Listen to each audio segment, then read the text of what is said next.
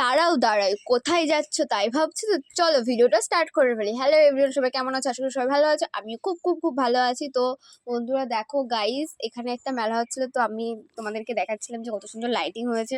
তো লাইটিংটা জাস্ট দেখো, খুবই সুন্দর হয়েছে আমাদের এখানে। তারপরে আমরা যাচ্ছিলাম মানে ঠাকুর দর্শন করতে। ঠাকুর দর্শন করার পর আমরা এখানে ভোগ খেতে দেয়, সেই ভোগটা খাবো। তো তারপরে মানে এখানে হচ্ছে একুশে মাঘ মাসের 21 তারিখে একটা মেলা হয়, 7 দিন ধরে যে মেলাটা। সবাই হয়তো জানো, গানের মেলা আমাদের এখানকার যারা যারা আছে সবাই জানে, বাট যারা যারা জানো না তাদেরকেও জানিয়ে দিচ্ছি যে এখানে একটা গানের মেলা হয়। তো তখন ঠাকুর দর্শন করার পর ছেলেকে একটা ফোঁটা দিচ্ছিলাম। তো দেখো গাইস, ফোঁটাটা কত সুন্দরভাবে মানে নিচ্ছিল। আবার তার মধ্যে জয় রাধে জয় রাধে বলছিল, নম করছিল, ঠিক আছে। তো তারপর আমি ওকে বলছিলাম যে বলো বাবা জয় রাধে জয় রাধে।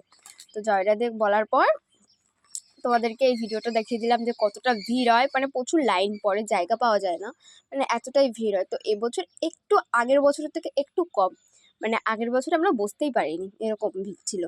তো তখন আমি আর আমার ছেলে একটু ঢং করে নিচ্ছিলাম যে দেখো গাইস আমি এখানে আছি তাই। তারপরে এইখানে সবাই খিচুড়ি খাচ্ছিলো। খিচুড়িতে আই থিঙ্ক খিচুড়ি আলুর দম পায়েস আর চাটনি দিয়েছিল, আমরা চাটনিটা খাইনি, মানে দেয়নি। তারপর ফাইনালি একটা জায়গা পেয়ে গেছি, মানে প্রচুর ভিড় হয়, তো ফাইনালি একটা জায়গা পেয়ে গেছি।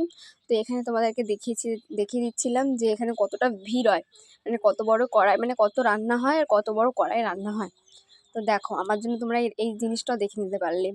তো কি করতে হবে, সাবস্ক্রাইব করতে হবে। তো তোমরা তাড়াতাড়ি সাবস্ক্রাইব করে দাও, আর লাইক কমেন্ট শেয়ার আর সাবস্ক্রাইব করে দাও বন্ধুরা তাড়াতাড়ি।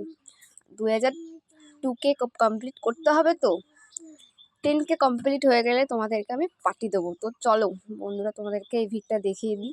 তারপরে চলে গেছিলাম আমরা মেলায়। তো মেলায় দেখো অনেক বড় মেলা হয়। তো আমরা একদিনও আসিনি বলে তাই জন্য ভাবলাম মেলাটা একটু ঘুরে নিই। দেখো কত নাগরদোল্লা বসেছিল। নাগরদোল্লা বসার পর এই যে একটা মিকি মাউস, ওটা নাগরদোল্লা, তারপরে সে ট্রেন হয় না, তারপরে এই যে বোট সব বসেছিল। বাট আমার ছেলে কান্না করছিল যে এতে চাপবে, ঠিক আছে। তারপরে আমি বললাম তুই পড়ে যাবি, তুই চাপতে হবে না, মানে এতটাই কান্নাকাটি করছে। যা দেখবে ওর তাই কিনতে হবে, ঠিক আছে। দেখছো তো এখন কতটা দুষ্টুমি করছে। তো এই দুষ্টুমির জন্য টাটা বন্ধুরা, ভালো থেকো সবাই।